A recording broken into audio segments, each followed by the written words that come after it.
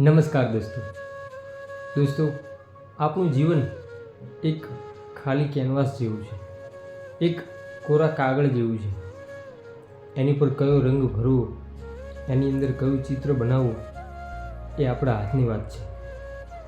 એમાં ખુશીઓનો રંગ ભરવો, એમાં દુઃખોના રંગ ભરવા, એની અંદર શું કરવું એ આપણા હાથની વાત છે. આપણે શું કરવું એ આપણા એમ કહેવાય કે પૂરેપૂરા મનને મગજને ખબર હોવી જોઈએ.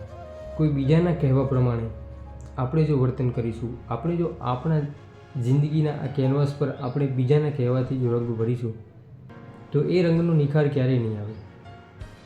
સાચા જીવનનો જો નિખાર લાવવો હોય તો એમાં રંગ આપણે જ ભરવા પડશે.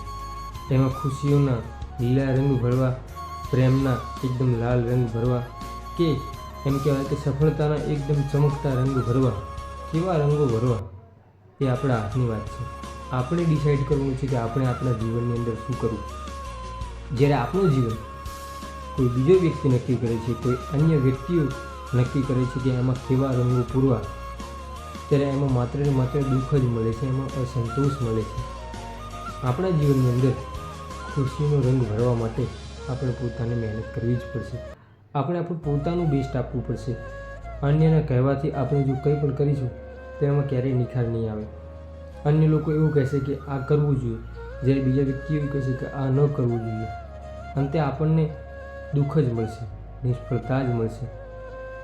આપણા જીવનના રંગ ભરવા માટે આપણે પોતાએ જ મહેનત કરવી પડશે. આપણે જો દિલથી મહેનત કરીશું અને આપણે જો નિષ્ઠાપૂર્વક કામ કરીશું અને એમાં આપણને મનગમતી ખુશીઓના રંગ ભરીશું તો એ ચિત્ર આપણા જીવનનો ચોક્કસ નિખાર લાવશે.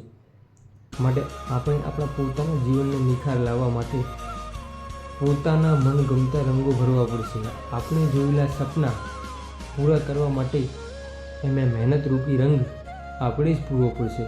એમાં નિષ્ઠારૂપી ખંતથી હાર્ડવર્ક આપણે જ કરવું પડશે. ત્યારે જ એ ચિત્ર અસલી રૂપે બહાર આવશે અને એનો નિખાર દુનિયાને દેખાશે. અધરવાઇઝ આપણે અન્યના લોકો, બીજા લોકોના કહેવા પ્રમાણે કંઈ પણ કરીશું તો એમાં આપણને સંતોષ ક્યારે નહીં મળે. આપણા જીવનનું આપણે જે ચિત્ર આપણે જોવા માંગીએ છીએ, આપણે જે આપણો ટાર્ગેટ છે, આપણો જે ગોલ છે, એ ક્યારેય અચીવ નહીં કરી શકીએ.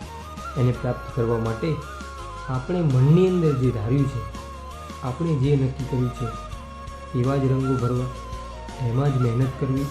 કેમ કે ખાલી કેનવાસ આ જિંદગીનો એક જ વખત મળે છે, ફરી ફરી જિંદગી મળતી નથી. અને એમાં પણ જો આપણે અન્યને કહેવા ઉપર એમાં રંગ ભરીશું તો આપણને ક્યાંક ને ક્યાંક એવું લાગશે કે મારી જિંદગી સાથે હું અન્યાય કરી રહ્યો છું. માટે દરેક વ્યક્તિઓ પોતાની જિંદગી સાથે અન્યાય ન કરો. બીજાનું સાંભળવા કરતાં પોતાના મનનું સાંભળી અને પોતાના મનને જે ગમે, જેવા ગમે એવા રંગો ભરી અને જીવનમાં નિખાર લાવીએ, જીવનમાં એક બ્રાઇટનેસ લાવીએ, જીવનમાં એક સફળતા લાવીએ. આ જીવન એક જ વાર મળ્યું છે અને ફરીથી આવું જીવન નહીં મળે.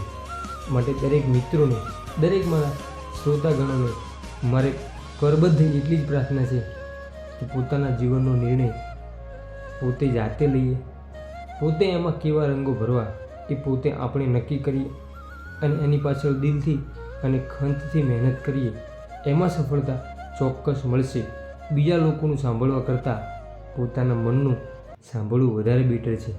આવા એક સરસ મજાના સંદેશ સાથે મારા દરેક મિત્રોને જય માતાજી.